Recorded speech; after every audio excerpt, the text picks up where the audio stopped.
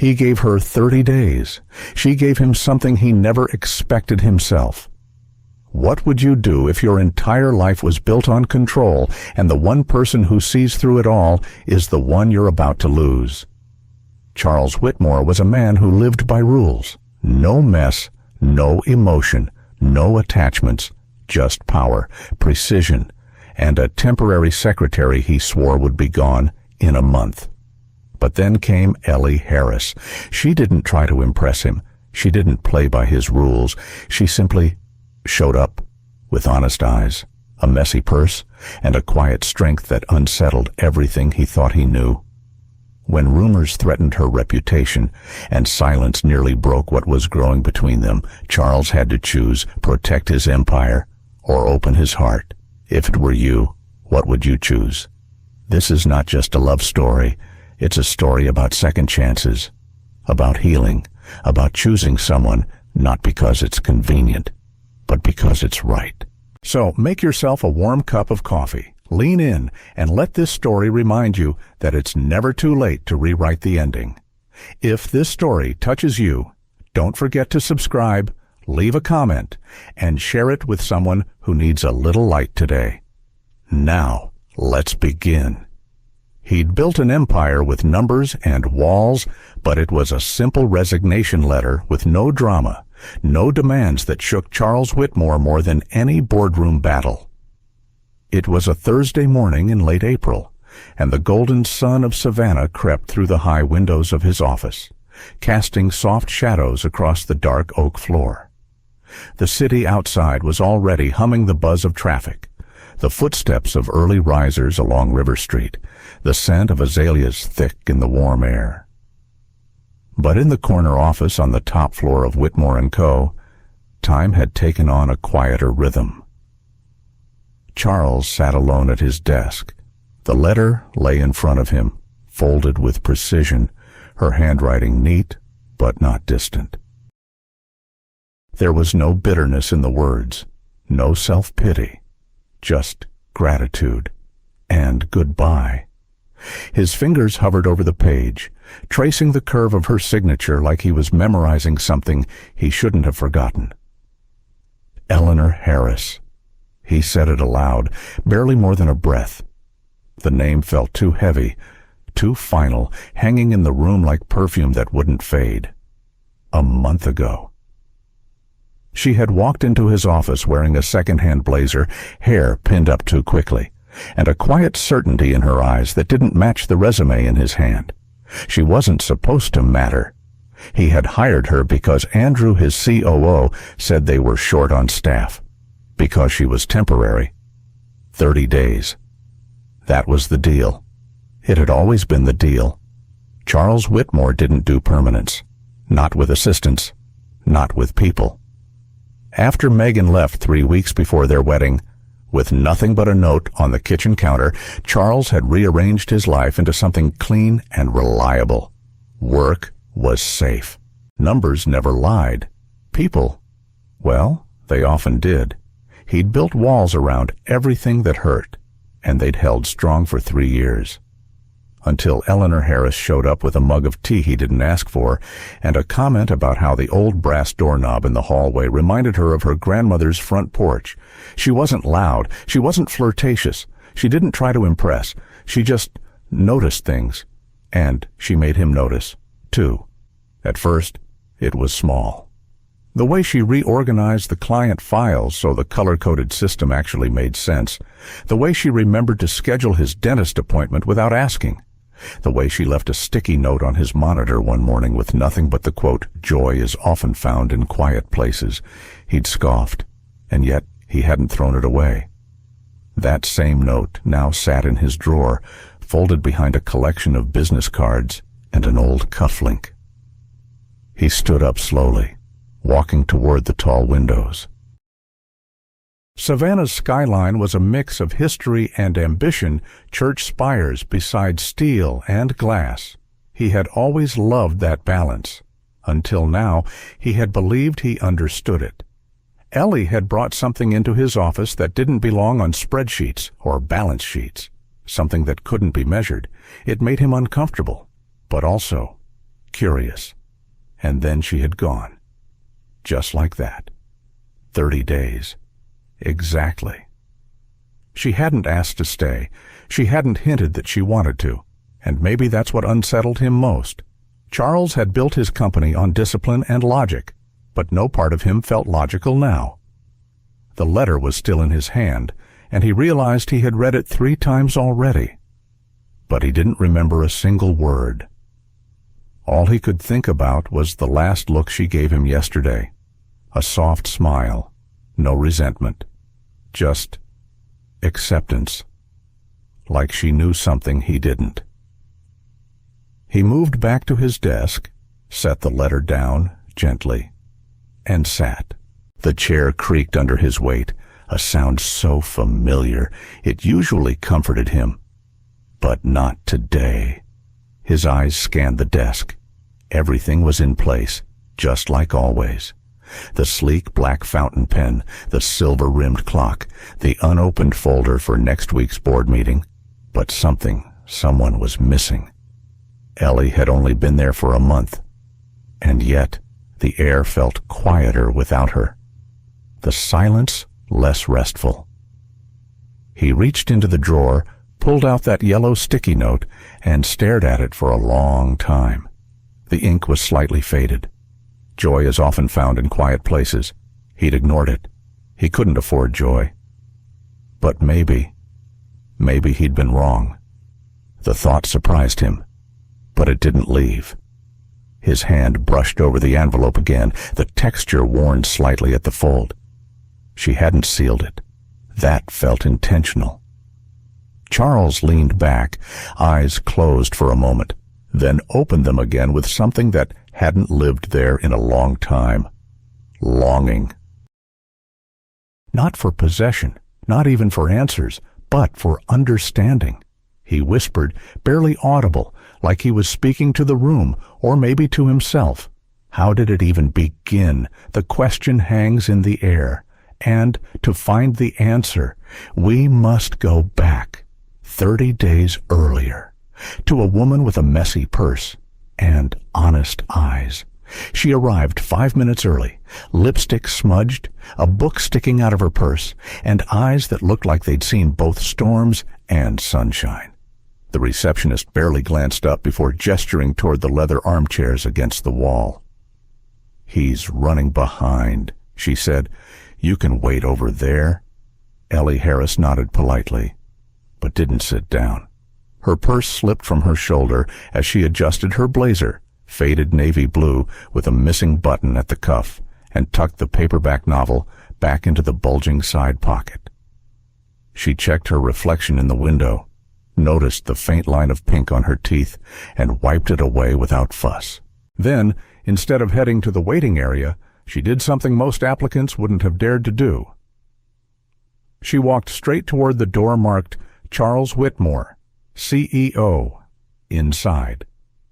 Charles sat hunched over a legal pad, reading notes scribbled in his precise, angular handwriting. His office, like the man himself, was controlled. Clean lines, cool tones, a curated mix of old-world charm and modern function, nothing out of place. Until she walked in, she knocked once, but didn't wait. "Mr. Whitmore," she said gently, as if she'd already been introduced to the man he hid behind his title. "I know I'm early, but if you're already behind, I'd rather start now than waste both our time."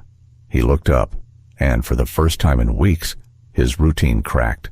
She wasn't what he expected. She didn't offer some overly rehearsed greeting or hand him a glossy resume. She didn't apologize for the interruption. Instead, she offered a quiet kind of confidence. The kind that came from learning life doesn't wait until you're ready. Charles motioned to the seat across from his desk, curious despite himself. "Eleanor Harris," she said, settling in.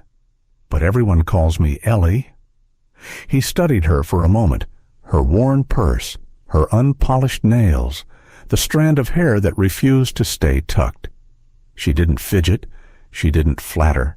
She simply smiled, and something about that smile.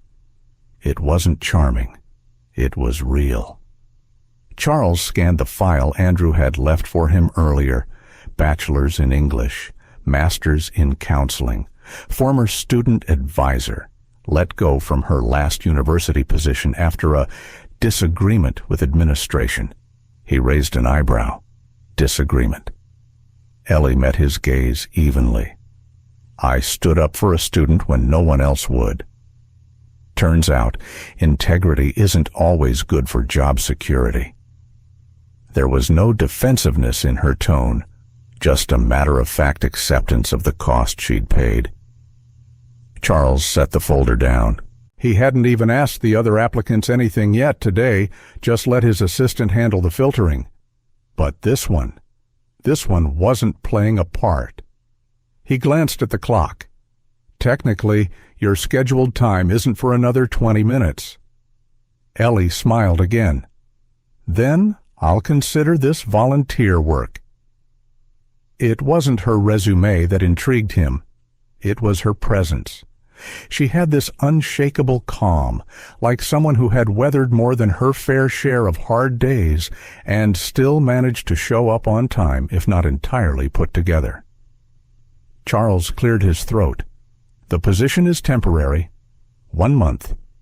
She nodded. That's what I was told. No guarantees of extension, no personal involvement, strictly professional. Fast-paced. Demanding. I've worked in education, she replied, almost teasing. You'd be surprised how similar it is. He nearly smiled, but didn't. Something inside him, however, leaned closer. She wasn't looking for a second chance. She was offering a steady hand to a place that might not even deserve it. And for reasons he couldn't quite explain, he didn't want her to leave the room just yet. He leaned back, giving her one last glance over. If his past had taught him anything, it was not to trust first impressions, but there was something about the woman in front of him, something that felt like solid ground, and Lord knew he hadn't stood on that in a long time. Your desk is outside this office, he said. Finally, you'll start now? 30 days. No more. She nodded, rose smoothly, and adjusted her bag. As she reached the door, she turned back just slightly. Thank you for your time, Mr. Whitmore. And with that, she was gone. Charles stared at the door a moment longer, fingers tapping a rhythm against the desk. She might be trouble, but not the kind he was used to. Outside, Ellie sat at her new desk, adjusting to the silence, the stares, and the weight of what she didn't yet know. That 30 days could change everything. 1 month, he said, that's all I can offer. She nodded, but life never follows contracts. The ink was barely dry on her temporary contract when Ellie Harris slid into the rhythm of the office. Or rather, the lack of it. Whitmore & Co. wasn't the kind of place where people chatted at the water cooler or brought in birthday cupcakes. It was quiet, polished, and cold in a way that made even the coffee taste serious. Charles Whitmore liked it that way. He made it clear from day one she was there for function, not friendship. 30 days, no exceptions, no questions, no warmth. Ellie didn't take it personally. After all, she wasn't there to make friends, either. Mornings began early, long before the city's charm fully woke up. Savannah's Spanish moss still dripped dew when Ellie arrived, the quiet click of her flats echoing in the marble lobby. She'd bring 2 cups of coffee, 1 black, 1 with a dash of cream and cinnamon, because Charles hadn't asked, but she had noticed. He never commented on the cinnamon, but he stopped throwing the 2nd cup away. Their interactions were efficient, professional, laced with subtle tension. He gave instructions. She followed, until she didn't. 3 days into her contract, the assistant director bungled a major media release, misquoting Charles in a local publication and sparking backlash about a redevelopment project in a historic neighborhood. The board panicked. The media circled. The phones rang. endlessly, while Charles met with lawyers, PR consultants, and board members. Ellie quietly read the original transcript of the interview. Then she typed up a statement. Not legalese, not defensive, just a human acknowledgement of the misunderstanding, coupled with a community-focused pledge. She printed it out, walked into his office, and laid it on his desk. Charles didn't look up. Now's not the time. It is, she replied gently. He glanced at the paper, read the first few lines, stopped, read them again. Did someone on the comms team write this? No, Ellie said. Just me. A suggestion. That's all. It wasn't dramatic, wasn't flashy, but it worked. The local media reprinted the revised statement within hours. A neighborhood committee that had been planning a protest canceled their meeting. One even sent flowers. Charles didn't thank her. Not exactly.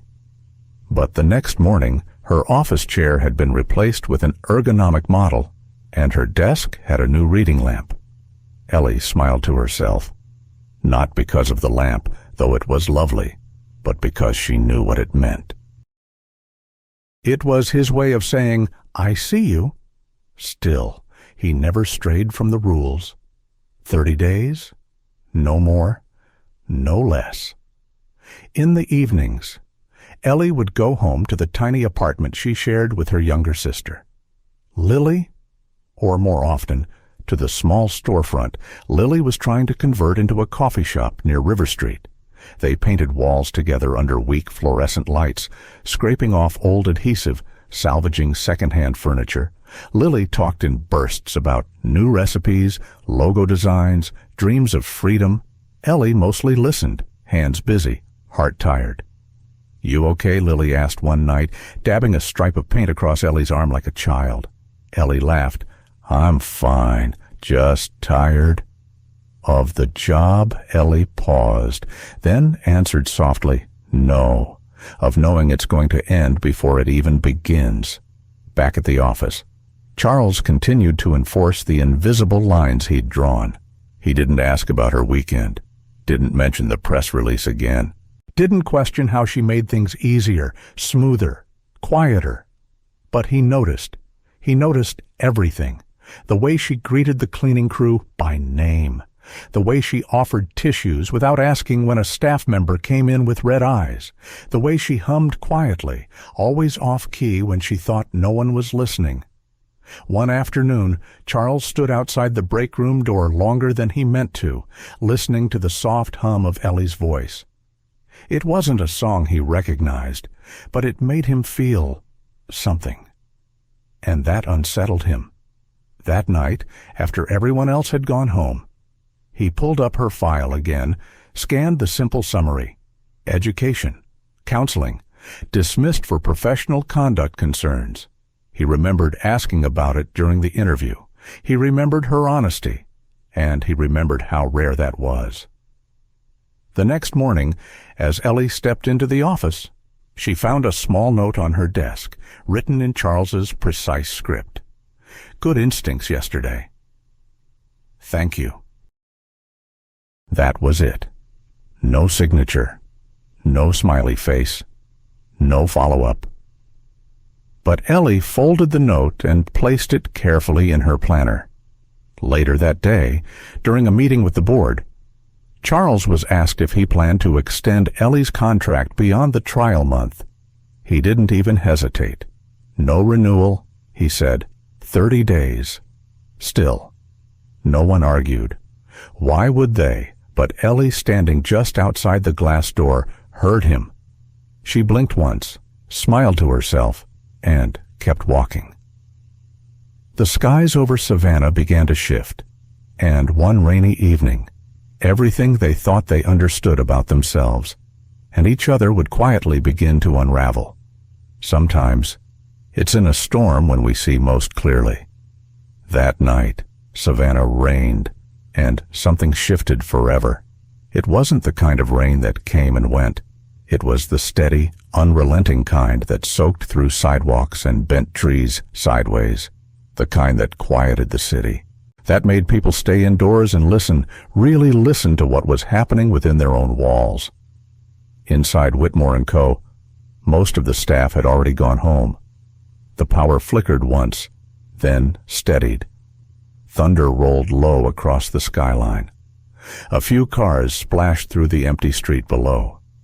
Ellie stayed late to finish filing compliance paperwork, the kind no one noticed unless it was done wrong.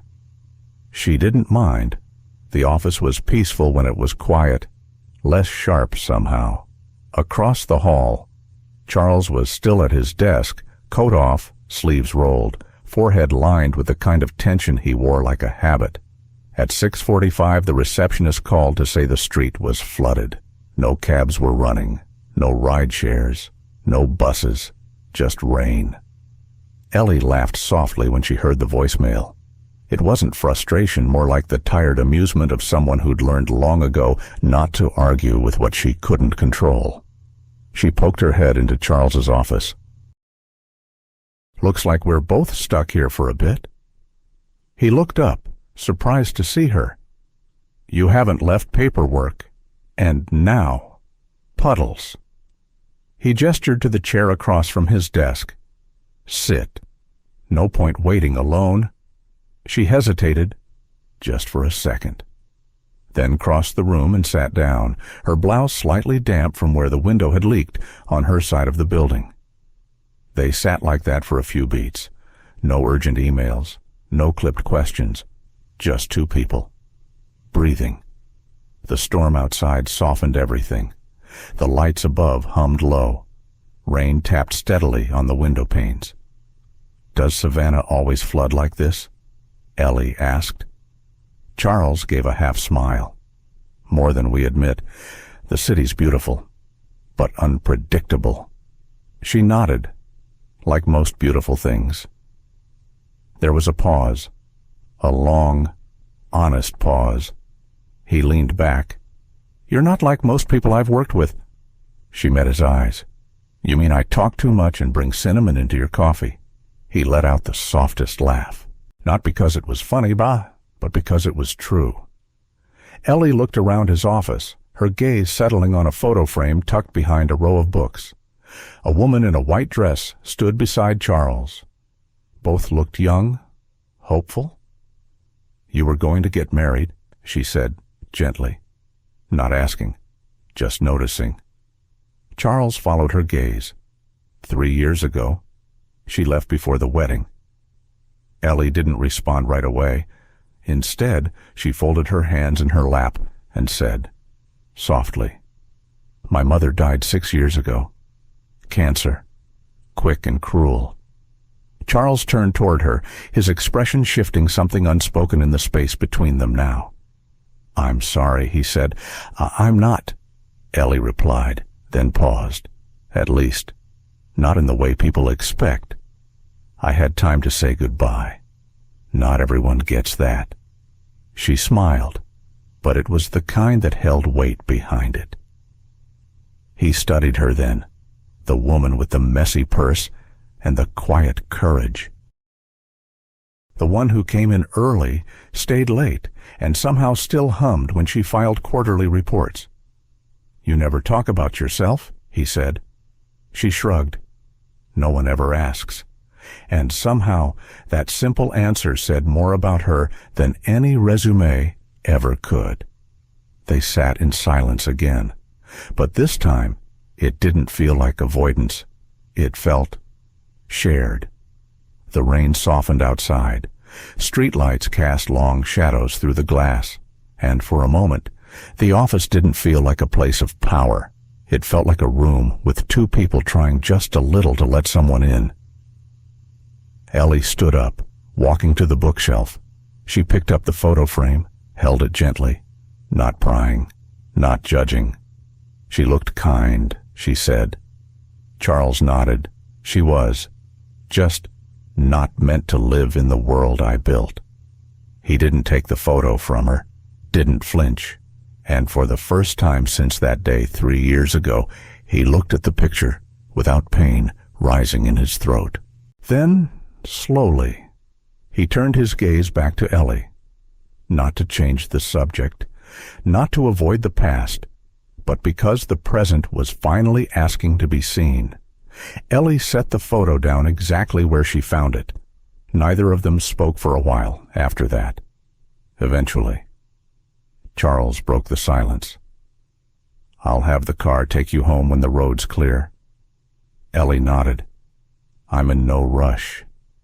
And in those 4 words, something softened even more. He didn't move the photo, but for the first time in years, he looked at it and then looked away. Outside, the rain would stop. But inside, a different kind of storm was quietly taking shape, one fueled by whispers, headlines, and a past that refused to stay quiet. In business, reputation is gold, and gold burns fast when thrown into gossip's fire. It started with a whisper, as it often does. A glance held too long in the hallway. A second cup of coffee left on Ellie's desk. A chuckle from Charles during a rare team meeting, the kind that people noticed because he never laughed. At least, not like that. By the end of the week, the whisper had become a hum, and the hum grew teeth. An anonymous email made its way to the company's legal team, then to the board, then inevitably to Charles. The subject line read, "You might want to vet your secretary better." Inside was a screenshot of a news article from 2 years ago, a quiet scandal at a small liberal arts college in Vermont. A staff member, unnamed, was allegedly involved in an inappropriate relationship with a married professor. No formal charges, no legal consequences, just speculation and fallout. The screenshot was followed by a line. "She's done it before.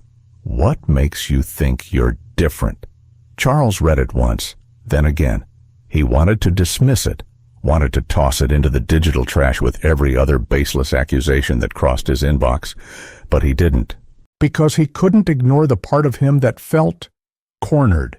Not because he believed the rumor, but because he had started to believe something else, something more dangerous. That he looked forward to seeing her, that the air in his office felt easier to breathe when she was around, that maybe, just maybe 30 days didn't feel like enough anymore. And that was the problem. He had spent years building walls.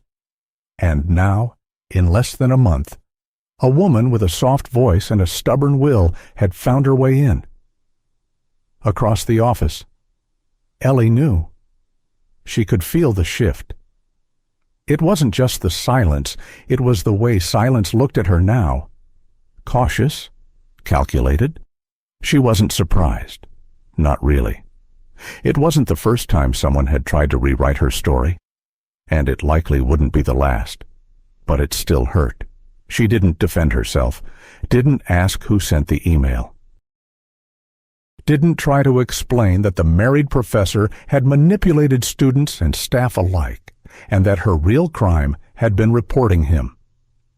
She had learned long ago that sometimes truth didn't matter to people who had already made up their minds. The board scheduled an emergency meeting with Charles. Ellie wasn't invited. The next day, there was a quarterly review presentation, a high-stakes meeting with investors and city officials. Ellie had prepared the entire agenda, designed the slide deck, and double-checked every financial figure twice. But 15 minutes before it began, she walked to Charles's office. He looked up. Not cold, just distant. "I won't attend today," she said calmly.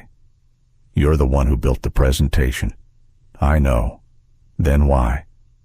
She smiled gently. "Because they'll look at me and see a headline, not a team member. And I won't let your work be questioned on account of mine." There was nothing dramatic in her tone, no anger, no pleading, just dignity. She turned to leave. "Ellie." She paused. He wanted to say something. Something that would undo the silence between them, but he didn't. Because the truth was, He didn't know if he was protecting her from the storm or protecting himself from what it would mean to stand beside her in it. So instead, he said nothing. She left the room without a word, and he didn't follow. But something in him screamed that he should have. The storm wasn't over, and when the resignation letter came, it wasn't loud, it was quiet, but it changed everything. Her resignation came on a Monday. Folded neat, no drama, just the kind of goodbye that hurts more because it's quiet.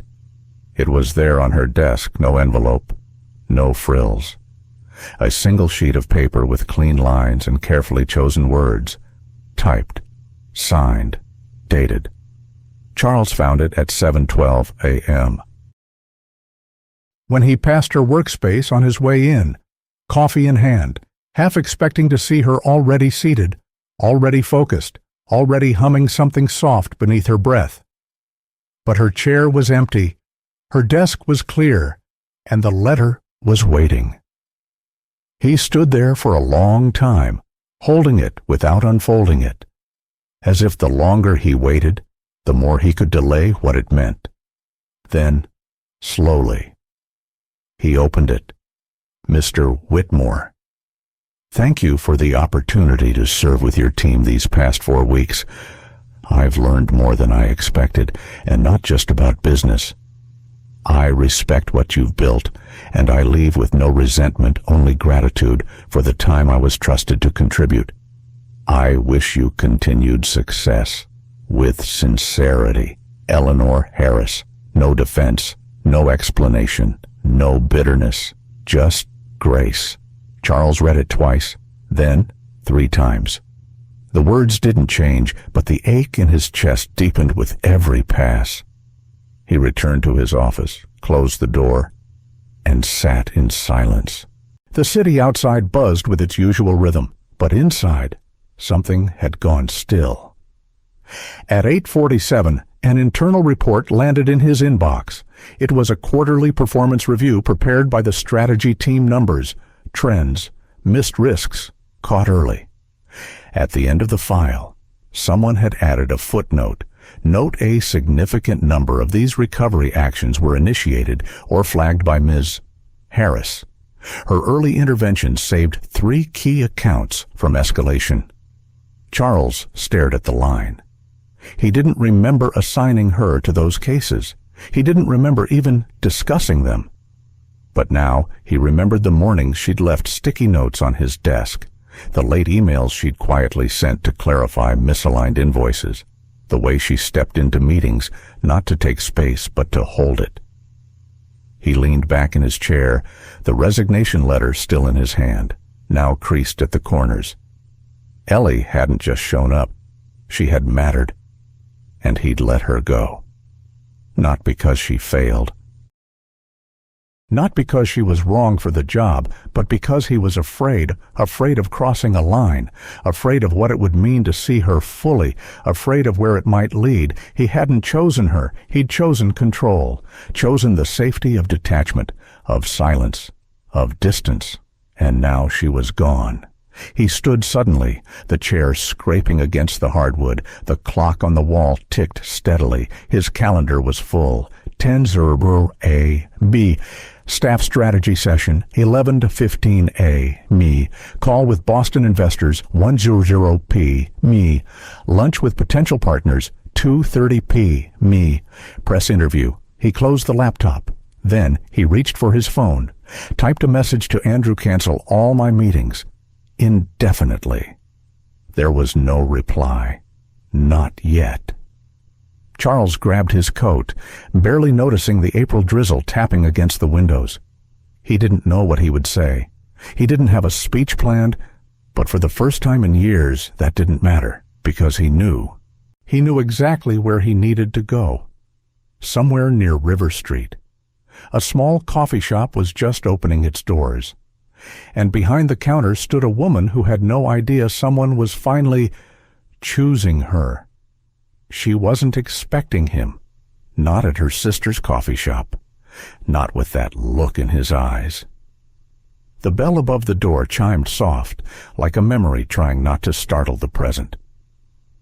Ellie looked up from behind the counter, a dish towel in one hand, a small vase of wildflowers in the other. She was helping Lily arrange the tables, the kind of small detail she always paid attention to, even when no one else did. It took her a moment to register who he was. Out of his usual tailored suit, in jeans and a charcoal jacket. No briefcase, no phone in hand, just him, raw and unsure. For a long breath, neither of them spoke. Then Charles said, quietly, "This place suits you." Ellie set the vase down. "You're far from downtown." He nodded. "I needed to be." The room was warm, filled with the scent of cinnamon, espresso, and something sweet baking in the back. Lily's laughter floated in from the kitchen. But in the space between them, it was just silence and something not quite said. "I didn't come to ask for forgiveness," he added. Ellie folded the towel in her hand. "Good, because I'm not ready to give it." He nodded again, slower this time. "I know." He stood still for a moment, as if uncertain whether he should continue. But then he stepped forward, placing something on the counter between them. Her resignation letter, worn now, creased from being handled too much. "I've read this more times than I care to admit," he said. "And every time, I wondered what would have happened if I'd simply, listened." "To the rumors?" she asked, her voice soft but steady.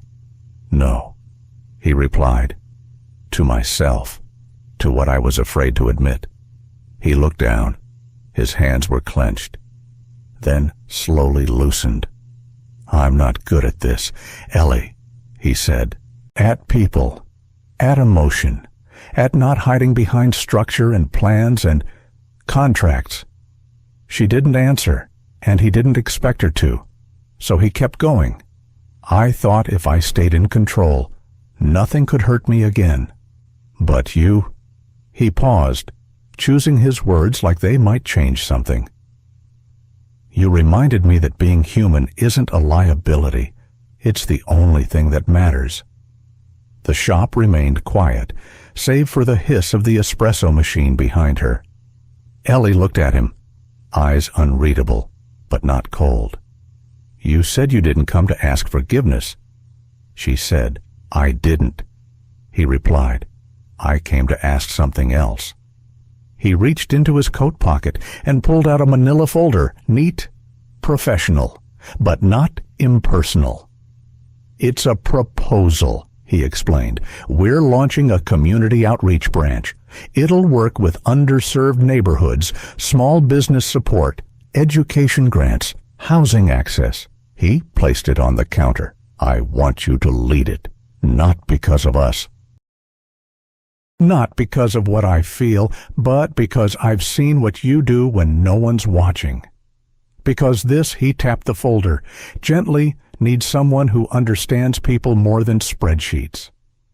Ellie opened the folder, scanned the outline. It was good, detailed, honest. He hadn't just created a job. He had built something real. She closed it, took a deep breath, then met his gaze. "You didn't follow me when I walked away," she said. "I know. You let me leave." "I did." She leaned on the counter, hands resting on the wood.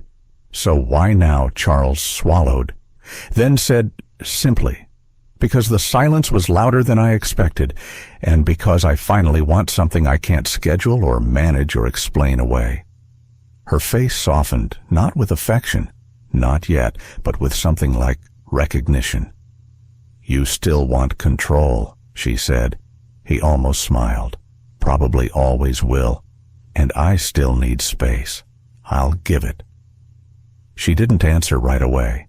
Instead, she picked up the folder again, flipping to the second page. There, in small print at the bottom, was a sentence that didn't feel corporate at all. People first. Always. She looked back up at him. Her eyes weren't guarded this time. "I'll think about it," she said. "That's more than I hoped for," he replied. As she walked from behind the counter to see another customer, he turned toward the door, but before he reached it, he paused, looked back. "I'll wait," he said. "Not a demand, not a plea, just a promise." And this time, she believed him. The papers would stay unsigned for now, but hearts, they had already started moving quietly, steadily, toward something neither of them dared name. Yet, some people rewrite rules, others rewrite themselves. She did both. It started quietly, without ceremony, no grand announcement, no ribbon cutting. Just a spare office in a renovated brick building on the west end of Savannah, a borrowed desk, and a handwritten sign taped to the door that read Community Impact Division, Building Futures, One Step at a Time. Ellie stepped into the role like she belonged in it, not with swagger, but with steady presence.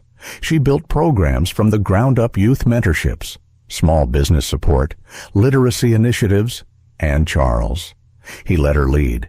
He showed up to meetings, yes. He signed off on budgets, yes. But mostly, he listened. And that, Ellie would later admit to Lily, was what surprised her most, not that he gave her a title, but that he gave her room. They didn't speak much about the past. They didn't need to. There was a rhythm now: work calls in the morning, planning sessions over lunch, late-night reports exchanged with quiet trust. It was professional, mostly. But the space between them had changed. There were glances that lingered a second longer, conversations that carried into parking lots, moments of stillness that felt personal, yet neither crossed the line. Not because they didn't want to, but because something deeper was being built. Ellie had made it clear she didn't want to be anyone's second chance. And Charles, he wanted to be more than the man who couldn't let go of control. So instead of rushing toward romance, they built something rarer: mutual respect. Then came the deal. It was the kind of contract that made investors lean forward and analysts nod in approval: a multi-million-dollar redevelopment plan in Atlanta. Prestigious, profitable, polished. The partner was a tech mogul with deep pockets and a charming smile. Too charming, Ellie thought, after their first lunch meeting. At the next gathering, he interrupted her mid-sentence. At the third, he asked if she was just there to take notes. Charles said nothing at the time, but Ellie saw the flicker in his jaw, the tightening of his grip around the water glass. Still, she handled it with the same grace she always did, deflecting, redirecting, returning to the work. But after the final negotiation session, when the deal was all but done, the partner made one last comment offhand, laughing. "She's a nice face to have around. Polishes your image." Charles didn't laugh, didn't even blink. He closed the folder in front of him, stood up, and said, without raising his voice, "Some deals aren't worth signing." The room went silent. He turned to Ellie. She met his gaze, calm and steady. Then he turned to the door and walked out. She followed. They didn't speak until they were outside, the late spring breeze brushing through the trees along the street. "You didn't have to do that," Ellie said quietly. "I did. It was a huge deal. It was a small price for something bigger." She looked at him. "And what's that?" He met her eyes. "Your dignity, your place, your name in that room." A long pause settled between them. "You once said you don't do personal," she said. "I used to say a lot of things," he replied, "and now I'm learning how to mean something different." She nodded slowly, looking up at the sky, where clouds were starting to part. "You're rewriting your rules." Charles smiled. "No, we are." And for the first time, she didn't pull away from that word. The line between partnership and something more was no longer a line. It was a path, and both of them had started walking it together. She came for a paycheck. She left with a purpose, and somewhere along the way, she stole his heart. There was no announcement, no social media post, no grand declaration that Charles Whitmore, the famously reserved CEO, was now in a relationship with the woman once hired to organize his calendar. But people noticed. It was in the way he stood a little closer when they spoke, in the way she no longer knocked before stepping into his office, in the quiet glances shared between project meetings and planning sessions, glances that didn't ask permission anymore. They worked side by side, but now it felt less like cooperation and more like harmony. Together, they reimagined the company's tone. The once stiff corporate culture began to soften one program at a time. Ellie led literacy workshops in underfunded schools. Charles personally visited the small businesses they funded. Employees were encouraged to volunteer, not just perform. At the annual conference, the theme was no longer growth and profit. It was people first. They launched a scholarship in Ellie's mother's name for young women pursuing degrees in counseling. Ellie didn't cry during the announcement, but her hands shook slightly when she stood beside Charles on stage, and he gently reached over, just a light touch on her arm to steady her. It was the kind of love that didn't need to be spoken, because it had already been proven. Her birthday fell on a Sunday. She didn't expect much, maybe dinner with Lily, maybe a walk by the river. What she didn't expect was the painting. He gave it to her at the office, after hours. No fanfare, just a canvas wrapped in brown paper, leaning against the edge of her desk. She tilted her head. "You didn't have to, I know," Charles said, "but I wanted to." When she unwrapped it, her breath caught. It was hers. A painting she had made 10 years ago, long before student loans, long before she stopped calling herself an artist. A simple watercolor, a tree growing through a crack in stone. Fragile, unlikely, but alive. "I thought I lost this," she whispered. "You sold it," he said softly, "to pay rent your last year of grad school. I tracked it down." She turned to him, eyes wide. "You remembered?" Charles gave a small smile. "You described it once, after that long meeting with the city council. You said you missed the version of yourself who painted that." "I didn't forget." Ellie looked back at the painting, her throat tight. "I found the gallery in Vermont," he continued. "They'd sold it to a collector. It took a few weeks, but here it is." She didn't speak, couldn't. He stepped closer, not as a boss, not as a businessman, just a man who had learned, finally, how to see, how to listen, how to love without needing to fix or possess. "You're not the same woman who painted that," he said. She met his eyes. "No, I'm not. You're more." Ellie nodded. "And so are you."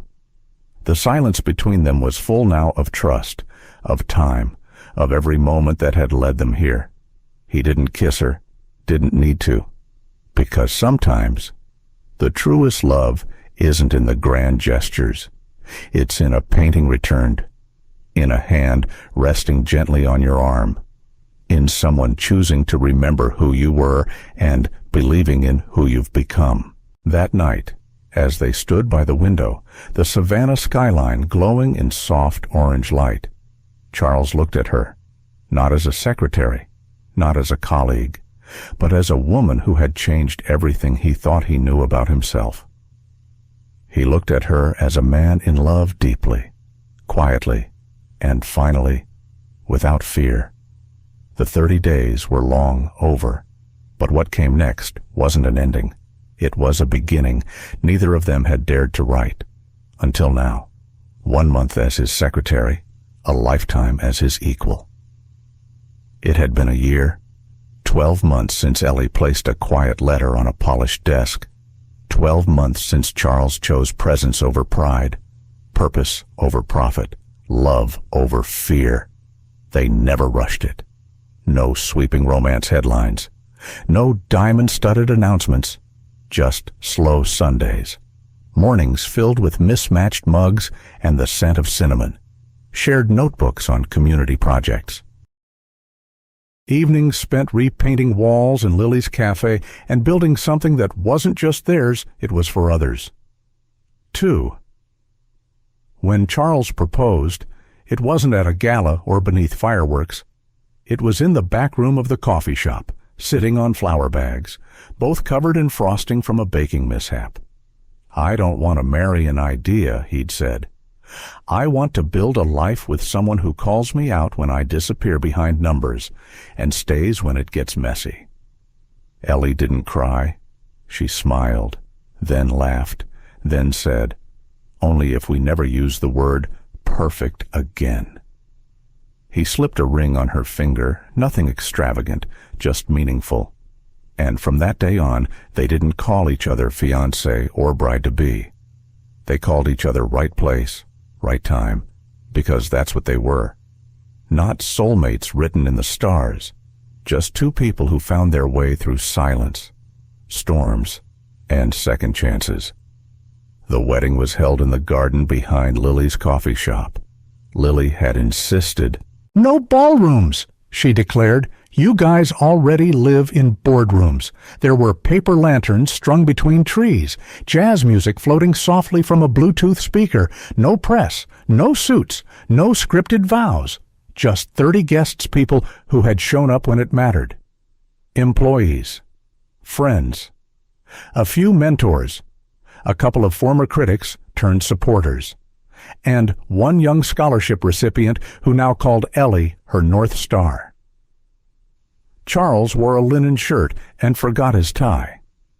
Ellie wore a tea-length dress with paint smudges on the hem remnants from the final mural she and Lily had painted on the side of the shop, a tree growing from cracked stone. As they exchanged vows, Charles didn't promise perfection. He promised practice, patience, partnership. Ellie promised honesty, laughter, and space to grow. When the ceremony ended, no one clapped loudly. They just stood in soft applause, eyes full of the kind of emotion that doesn't always make it into photographs, but stays longer than most memories. Later that night, after the cake had been cut and Lily was dancing barefoot with a tray of espresso shots, Ellie and Charles stepped outside. The street was quiet. Warm lamplight glowed from inside the shop. They stood beneath the awning, hand in hand, watching the world move at its gentle pace. A small wooden sign now hung beside the cafe door, carved by a local artist, painted in Ellie's handwriting. It read, "Where love, coffee, and second chances are always served." Charles traced the words with his finger. "I used to think second chances were only for people who failed," he said. Ellie leaned her head on his shoulder. "And now I think maybe second chances are how we become who we were always meant to be." She smiled. The sound of Lily laughing inside spilled into the street. The soft clink of mugs, the smell of coffee, the hum of something peaceful. Ellie looked at him. "You know," she whispered, "I never planned to stay longer than a month." Charles turned to her, his voice full but quiet. "I know, but I'm glad we both forgot the rules." They stood there a little longer, beneath the soft buzz of the porch light, not needing more, not chasing more, just being together. And somewhere in the stillness, beneath the moss-draped branches of old savanna trees, two hearts that had once built walls finally felt home. Sometimes, the most meaningful connections in life don't come with fireworks. They come quietly through shared silences, everyday choices, and the courage to show up as you are. This story reminds us that healing doesn't always arrive in grand moments. Often, it comes through small acts of respect, of listening, and of choosing kindness even when it's hard. Ellie and Charles were both broken in quiet ways, but it was their willingness to grow, to face the discomfort, and to see each other fully that allowed something beautiful to take root. For those of us who have loved and lost, who carry regrets or fears, this story offers a gentle truth. It's never too late to start again, to build something slower, deeper, and more real. Not all second chances come wrapped in romance. Sometimes they come in the form of understanding, or simply being seen. And perhaps that's the lesson, that love is not about perfect timing, but about showing up when it matters most. Thank you for spending your precious time with this story. If it touched your heart, even just a little, we'd be so grateful if you could like, share, and subscribe to our channel. Your support helps us continue telling stories that heal, inspire, and remind us of the quiet strength in all of us. Until the next story, take care and be kind to your heart.